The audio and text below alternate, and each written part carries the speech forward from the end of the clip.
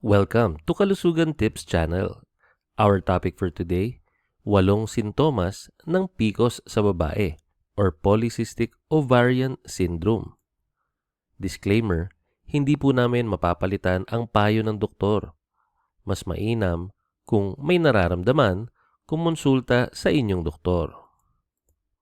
For topic requests and shoutout requests, like, subscribe, and comment. Alright, start tayo sa ating number 1. Number 1 na sintomas, irregular or hindi regular ang regla. Maaaring delayed ang period ng ilang linggo o buwan. May iba naman, 2 hanggang 3 beses lang sa isang taon magkakaroon. Dahil hindi regular ang ovulation, nagiging unpredictable ang menstrual cycle. Ito ang isa sa pinakakaraniwang sign ng Polycystic Ovarian Syndrome or mas kilala bilang PCOS.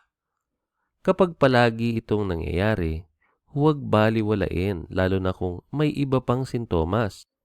Sa ating number 2, hirap mabuntis. Dahil hindi regular ang ovulation, nahihirapan magbuntis ang ilang babae. Minsan, hindi lumalabas ang egg or egg cell buwan-buwan. Hindi ibig sabihin na imposible na, pero maaaring kailangan ng medical guidance or medical assistance mas maagang magpapa-check up. Mas maganda ang outcome pag talagang ito ay natutukan. Maraming babae ang merong Polycystic Ovarian Syndrome ang nabubuntis pero kailangan ng tamang gamutan. Kaya importante na kung ikaw, ang goal ninyo as a family or inyong goal bilang mag-asawa ay makabuo at makapagbuntis, maganda na kumonsulta sa inyong mga doktor at syempre, importante na ma-manage ang inyong Polycystic Ovarian Syndrome. Sa ating number 3, pagdagdag ng timbang, lalo na sa tiyan. Madalas sa may PCOS ay may tinatawag na insulin resistance. Ibig sabihin, mas madali silang tumaba kahit hindi naman sobra kumain or kunwari, hindi naman sila malakas kumain. Half rice lang naman palagi, hindi naman sila nag-extra rice or nag-only rice. Pero grabe ang kanilang pagtaba or kanilang paglaki. Dahil yan sa tinatawag na insulin resistance. Karaniwan ang taba ay naiipon sa may bandang tiyan. Ito ay risk factor din para sa diabetes. Kapag napansin mong mabilis ang pagdagdag ng timbang na wala namang malinaw na dahilan, magpatingin na at magpa-check up. Sa ating mga ganitong klaseng sintomas, hindi to basta-basta na dapat lang ipasawalang bahala. Tandaan, ang diabetes ay ilan sa mga pinakakilalang sakit na talaga namang maraming tinatamaan dito sa ating bansa sa Pilipinas. Kaya kung ikaw man ay lalaki or babae at meron kang mga bagay na may mga sintomas kang katulad ng nagbibigay ng hudyat na insulin resistance, maganda na magpa-check up ka lang din. Maganda kung ma-monitor mo rin ang inyong sugar. Okay? Sa ating number 4, sintomas number 4, ito po ang tinatawag na matinding acne o pimples. Naku po. Dahil mataas ang androgen or male hormone, okay? Nagiging oily ang balat, yung oily yung muka, ano? Resulta nito ay paulit-ulit na pimples kahit adult na. Kasi madalas, 'di ba, sabi nila, naku, pinipimple ka na, binata ka na, dalaga ka na. Madalas nangyayari po 'yan sa ating mga teenage years. Pero kung patuloy na ito ay talagang recurring or bumabalik, pabalik-balik, paulit-ulit at tuloy-tuloy na tumutubo yung mga pimples dahil po ito, no? Dahil sa nagiging oily ang balat at mataas na dahilan dito ay ang tinatawag na androgen or male hormone. Madalas ito sa mga jawline, no? Yung sa ating mga panga, lower face area at syempre hindi basta-basta na nawawala kahit may skincare routine dahil nga ito ay talagang dahil sa imbalance ng hormones. Okay, kapag meron kang kasabay na, kunwari meron siyang kasabay na irregular period, posibleng hormonal din ang sanhi. Kaya ito talaga ang kadalasang nagiging simptomas or sintomas ng ating mga kababaihan na nakakaranas ng sobrang grabing dami ng acne or tigiyawat or pimples. So, hindi minsan kasi sinasabi nila, baka dahil nagpupuyat ka o baka dahil sa mga kinakain mo. Pero kung ikaw ay merong sintomas ng PCOS, malamang sa malamang ito yung ilan sa mga inyong mararanasan. Pero eto naman, no, kung kailangan mo ng pera pampagamot, mag-apply na sa Finbro. Mabilis lang mag-apply at mabilis rin ma-approve. Mababa pa ang interes. Kaya ano pang hinihintay ninyo? Click the link in our description box para mag-apply. Ano pang hinihintay? Mag-Finbro na. Sa ating number 5, pagtubo ng makapal na buhok sa muka o sa kahit saang parte ng katawan. Ito po ay tinatawag na hirsutism. Maaaring tumubo ang makapal na buhok sa baba, bigote, o dibdib at kahit sa tiyan. Tandaan, ito po ay sa babae, no, dahil sa kanilang PCOS or PCOS. Ito ay dahil sa mataas na androgen level or yung tinatawag nating male hormone. Hindi ito normal na pattern ng buhok para sa babae. Kung biglaan o mas lumalala, ipasuri agad sa iyong OBGYN or OB-GYN. Ngayon, tandaan, wag po natin iwasan natin maging mapanghusga, no? Kasi madalas meron tayong mga nakikita na mga babae na napapansin natin na parang meron silang bigote, meron silang balbas, meron silang makapal na buhok sa kanilang pisngi or meron silang makapal na buhok sa kanilang jawline. Hindi po ito nangangahulugan na sila po ay may mali sa kanilang gender, no? Wag po natin silang husgahan.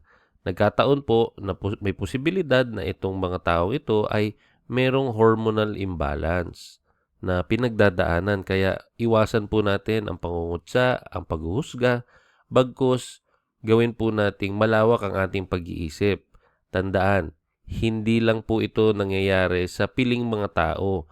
Maraming tao po or maraming babae ang nakakaranas po ng ganitong mga klasing pagkakataon.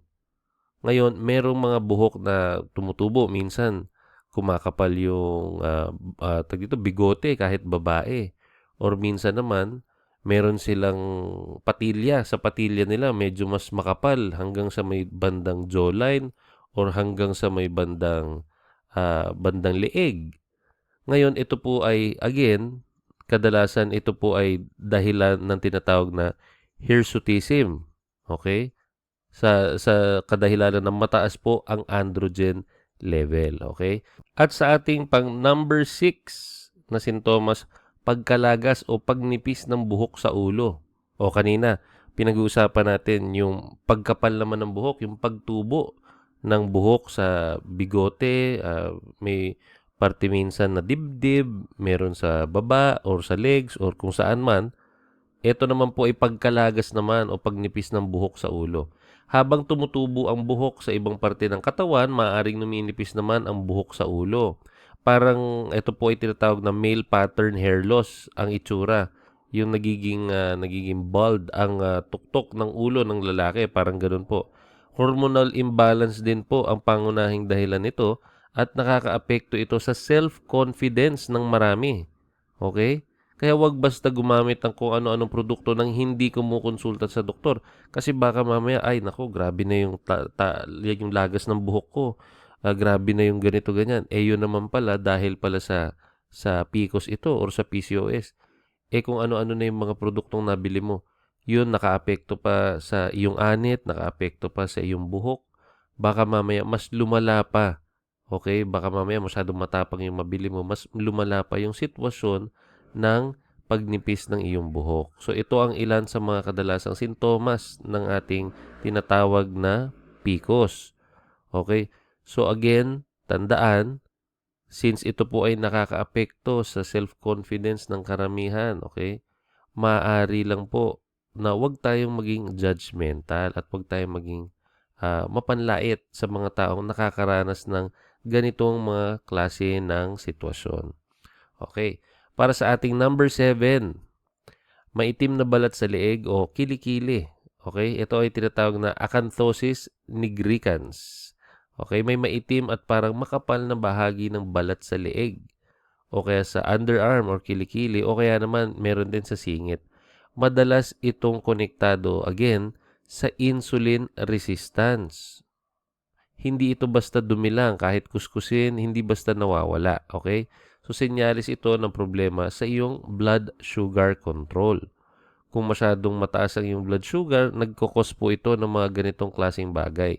Ngayon, kung meron po kayong kakilala, kaibigan, kamag-anak na patuloy ang sintomas na ganito at napapansin ninyo at hindi pa siya nagpapa-check up, naku, magandang udyukan niyo po siya na makapagpa-check up, na makapagpatingin para hindi po lumala, no? Hindi lang dahil para sa appearance ng kanyang balat, kundi para sa kanyang katawan at kalusugan. Kasi dahil pag pinag-usapan po natin ang blood sugar or ang pinaka nagiging dahilan niyan ay baka maging cause po yan sa ating diabetes. Okay? So, sa ating next naman po, sa ating sintomas number 8, mood swings o anxiety. Okay? Ang hormonal imbalance ay pwedeng makaapekto sa mood. May mga babaeng mas madaling ma-stress o ma-depress. Hindi po ito pag-iinarte, o hindi po ito yung tipong masyado lang nagiging OA yan, yung mga ganun po, no? Ito po ay hindi talaga kontrolado madalas ng ating mga kababaihan dahil ito po ay may tinatawag na biological factor. Okay? So, may mga panahon na nagiging malungkutin sila, no? Ang mood nila ay talagang paiba-iba.